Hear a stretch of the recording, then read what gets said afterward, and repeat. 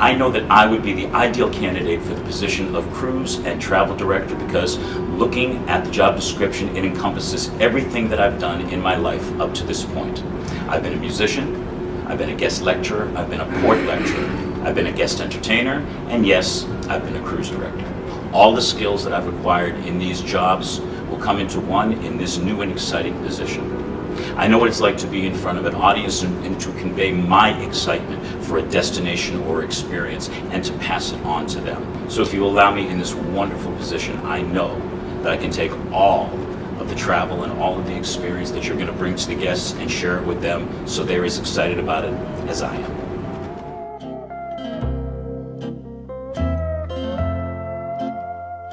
I've been asked to share my favorite travel experience, and I've been fortunate enough in my life to travel around a good deal of the world and see many, many beautiful things and unusual places. But if I had to choose a favorite, it would be the very first time that I came to the islands of Hawaii, where I live now. Just to give you a little backstory, is before I came to the islands, I lived in South Florida, and I was a full-time musician, and I could tell you exactly what I knew about the islands of Hawaii. It would fit in a thimble. I knew about ukulele, I knew they had a lot of pineapple over there, and I knew they ate this weird thing called poi, but that's about it. But then into my life came the lady who's now my wife, Lealoha, and she's from a place called Kaneohe. Kaneohe is on the windward side of Oahu, one of the major Hawaiian islands.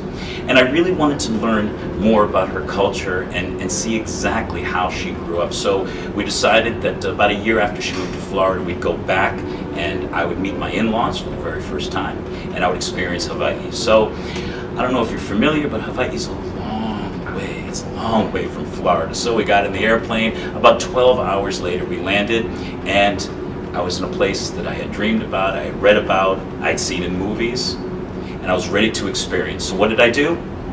I went to the hotel and I fell asleep. We were so tired. But the next day we got up and I was ready to explore, and we did pretty much what most people do. We went to Waikiki Beach and I saw the Beach Boys, and I got in the water. I said I'd put my toes in the sand of Waikiki Beach. That was off the bucket list. We went to a place called Hilo Hattie's where I got myself some aloha wear, which I called Hawaiian shirts at the time, or aloha shirts is what we actually call them. We went to the swap meet where I had my very first shave ice with my mother-in-law, and we did the big thing that most people do. We got a Jeep, we took the top down, and we did around the island.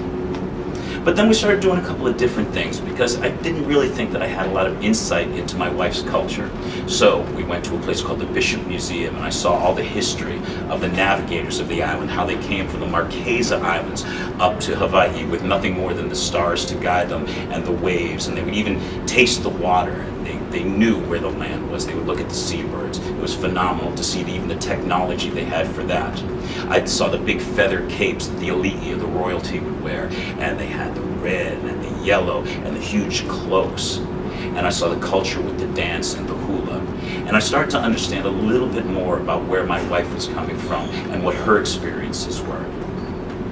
So we even went to a hula show, and she explained to me how there was the kumu hula, who was the teacher, there was the alaka'i, who was the assistant, and I got to experience all of this fresh set of eyes. And so by the time it came to leave a week later, I thought I really had an appreciation for it, and I understood my wife so much more. I had seen Diamond Head, I'd gone to Pearl Harbor, I'd been on the beach of Waikiki, but even more than that, I experienced all the things that I think made Hawaii, Hawaii.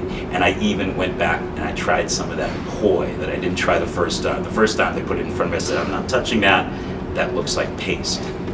But by the time that we left, I tried it, and I understood a little bit more about the culture by experiencing the food, the music, the dance, and the people. I met all my aunties and my uncles that I never knew I had. And the experience from that, it shaped me with what I am today. We went back home, and even though it was a few years later that we started working on the ships, and even a couple of years after that we started doing the Hawaii run full-time, I started learning more about her culture, and I would read and I learned the songs that were important to her. So pretty much this trip, this very first trip that we took to Hawaii, this shaped what I do today. It shaped how I am today. I love a little bit easier, I hug quicker, I think I take things a little easier. And it's all from that very first trip to the islands of Hawaii, my favorite travel experience.